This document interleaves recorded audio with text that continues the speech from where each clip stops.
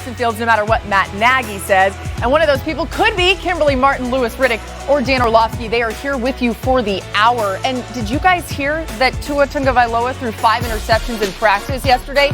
Well, it became quite a story even though it's June and it was, well, practice. We don't know the full context of the interception because video wasn't taken of the passes made in a torrential downpour, but here's what Tua and his head coach Brian Flores said about the approach.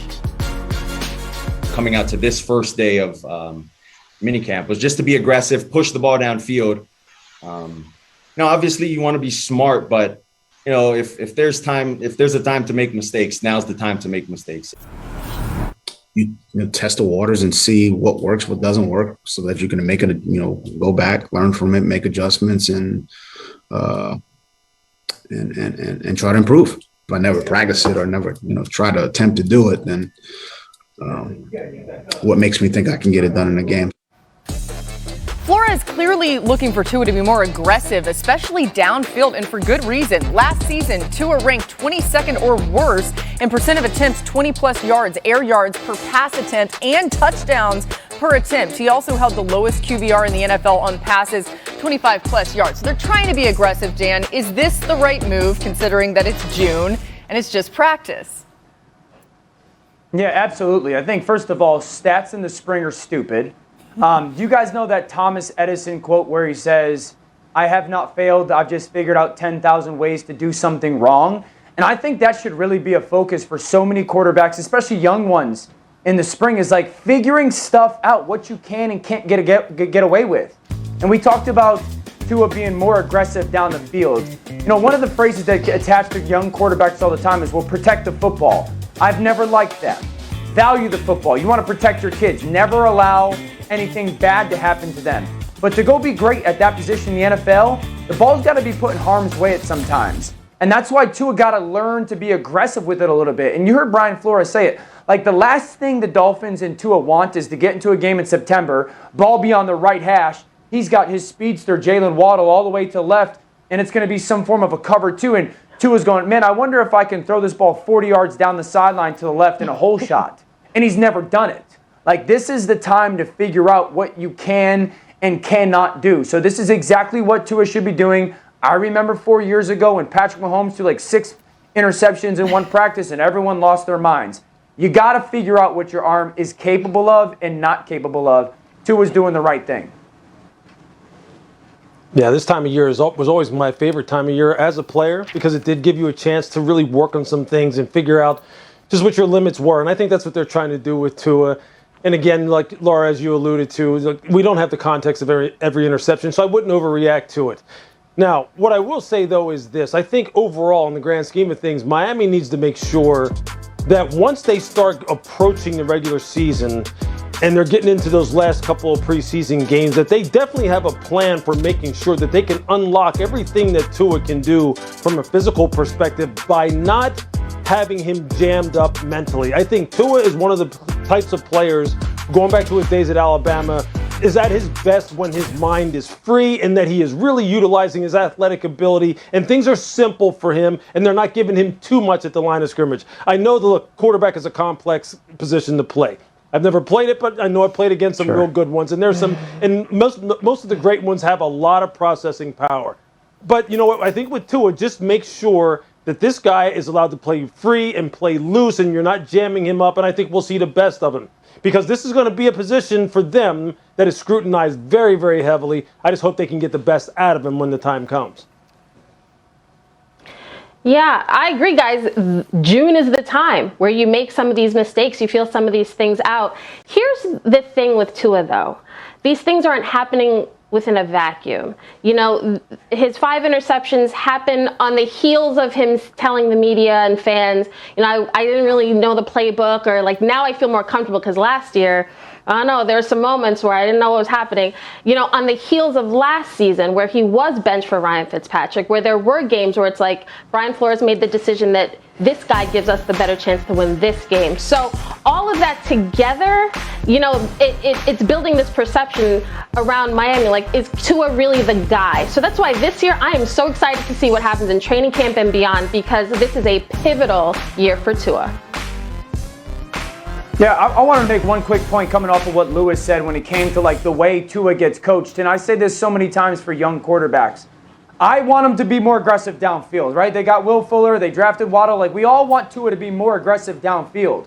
But it's also important to remember for the coaches down in Miami what kind of player Tua is. Like, he is not a three-point shooter. He's a kill you with the mid-range, two-point game guy. And while everybody wants him to push the ball to those speedsters downfield, and this is the time certainly to test that out, let's not make him somebody that he's not, this big, powerful, armed guy. He is a decisive, accurate, pick you apart type of quarterback. And while we want him to push the ball downfield, keep that in context as well. And Dan, he's an in-the-moment, feeling the field type player, instinctual. That was one of the things that a lot of the NFL teams that liked him in the draft ended up saying about him. That would have been why they would have drafted him. Meanwhile, to a far less precarious quarterback situation in Baltimore, where Lamar Jackson enters his fourth season in Baltimore, coming off back-to-back playoff exits in the divisional round. Questions loom around a contract extension. Head coach John Harbaugh today made it very clear who his quarterback of the future is. Lamar's confident, and Lamar understands what's important. I mean, Lamar's going to look what he's done. He's going to get paid. He knows that. The question becomes is what's he going to do? What's his legacy going to be as a quarterback? That's what he focused on. That's what's so great about it.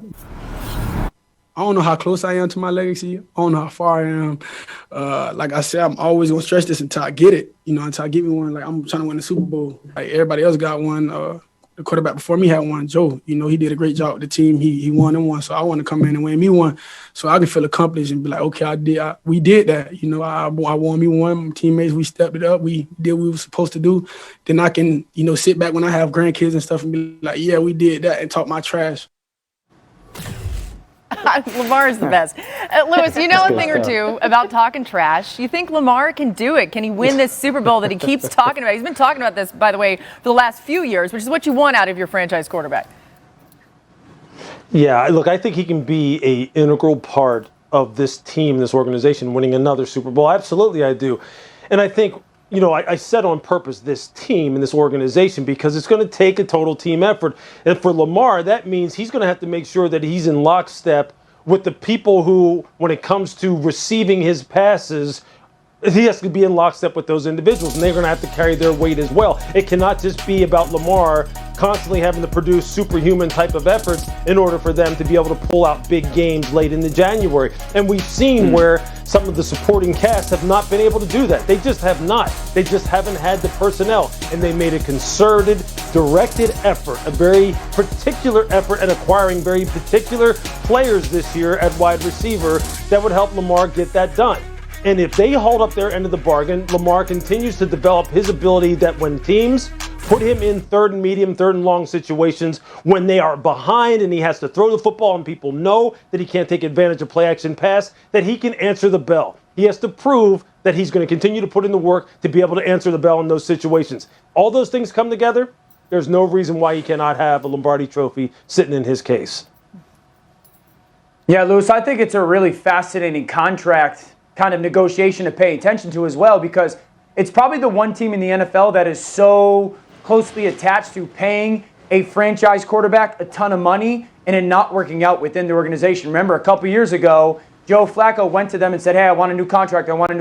And they were like, no, you're asking for too much money. And he said, well, I'm going to go win a Super Bowl, and then I'm going to force you to pay me. And obviously they win. The Ravens pay him a ton of money. His play goes downhill, and so does the team's. Now, Lamar is a much more tantalizing. Oh, that pause is tantalizing, waiting for Dan to finish whatever the sentence was. Saying something was so tantalizing. We'll get back to that in moments, and what a tease. But Kimberly, you think about the quarterbacks who are looking to get paid this year. You got Josh Allen, you got Baker Mayfield, of course, grouped into this class together. You think the lack of playoff success for Lamar could potentially impact this deal at all? No. Now, I don't think there's no playoff mandate. There's no feeling like we have to get to the AFC Championship game or you got to win us a Super Bowl before we're going to pay you.